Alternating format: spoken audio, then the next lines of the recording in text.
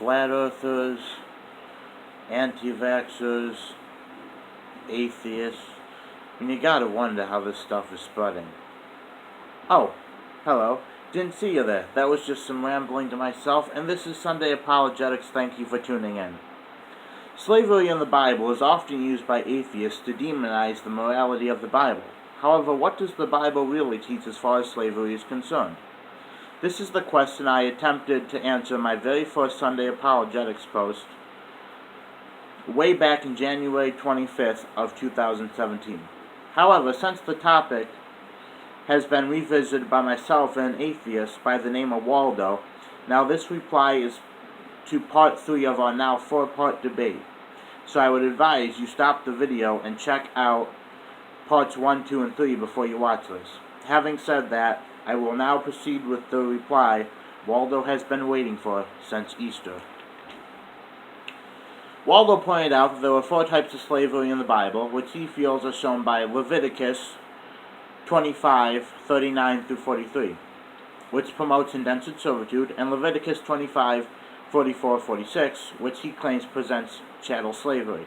Now, I wouldn't call it chattel slavery, but I do acknowledge that there were different laws for different people, and some laws, I believe, were universal and applied to all slaves.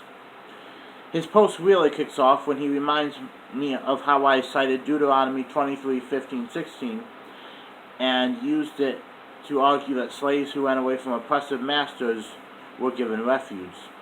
Waldo, you argued that this law only applied to slaves who came from foreign nations, who escaped masters from foreign nations. Now, I agree with you on some parts and not on others. Having said that, I'll just say I agree with you on the grounds that it does only apply to slaves that ran away from foreign nations. That's how I intended it in my previous post when I mentioned it. Maybe I wasn't clear enough, and I apologize for that. Now, the real meat and potatoes of our debate is the questionable treatment of foreign slaves. For this, I'm going to skip down to where you said that foreign slaves were forced into slavery. You cited Leviticus 25, 44, 45. Hold on, make sure I got that right. You cited Leviticus 25, 44, 45 as evidence of this. However, this verse simply says that the Israelites could buy slaves from other nations. This doesn't really say the slaves were forced, or could be forced. It is quite possible that they bought someone who was willing to sell themselves as a slave from a different nation. Possibly maybe for money or benefit the family, or maybe because they were homeless in the home nation. But how can we be sure? Can we know these slaves were willing? Well, God shows an extreme disapproval of kidnapping people and buying kidnapped people in Exodus 21:16, quote, "Whosoever steals a man and sells him, and anyone found in possession of him, shall be put to death." Now, what does this law mean? No, it doesn't specify only an Israelite man. This means that if the Israelites were to find a stranger, say on the outskirts of their nation, they couldn't kidnap him and force him to be a slave. Because if they did, not only would they be put to death, but the Israelite who purchased them, or possibly anyone who purchased them, would be put to death. This means if an Israelite was to buy a slave who was taken captive, then they would have to put themselves to death. Now, surely, if God was okay with his people buying stolen people, he wouldn't mind them saving a few bucks and kidnapping some people of their own.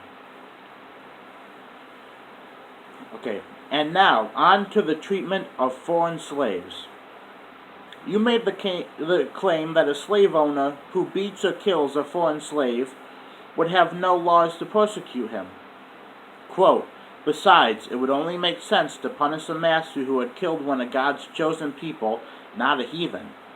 Is that true? Did God view foreigners as heathens? If you turn to Exodus 22:21, you may see why I don't believe so. Quote, "Do not mistreat or oppress a foreigner, for you too were foreigners in Egypt." Now, does that sound like a God who views foreigners as heathens? It doesn't to me. Also, turn to Deuteronomy 24, 17, 18. And see it says, "Do not deprive the foreigner or the fatherless of justice, or take the cloak of the widow as a pledge. Remember, you too were slaves in Egypt. And the Lord your God redeemed you from there. That is why I command you to do this." Oh, he must really hate foreigners. Look at him going out of his way to make laws telling them not to be deprived of justice. Again, turn to Leviticus 24:22. As it says, quote, "You are to have the same laws for the foreigner as the native born. I am the Lord your God." This is in reference to killing other human beings, so that the quote-unquote heathen foreigners were given the same protection laws as an Israelite man.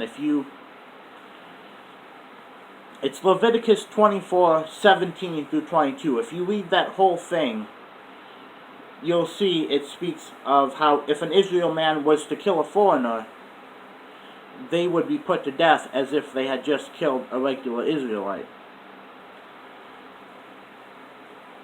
God makes it very clear he does not discriminate against people just because they're foreigners. How much more clearer does God have to make that? The only thing you could possibly argue now is that those laws only applied to foreigners who were among the Israelite and who were not their slaves. But if that's the case, what of foreigners who sold themselves into slavery who were already living inside Israel? Did they go from being well treated to being able to be beaten and killed just because they became foreign slaves like you claim? Now I can't bring myself to believe in that. I cannot bring myself to believe that God would go out of his way to order that foreigners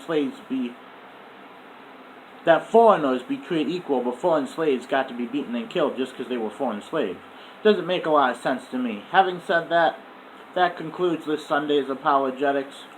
Shout out to Kevin, a co-worker of mine at Walmart. I'll see you all next Sunday. Like, subscribe, do all that good YouTube stuff. But whatever you do, make sure you're back here next week. We will be discussing the claim that the Bible teaches the earth is flat. Your move, Waldo.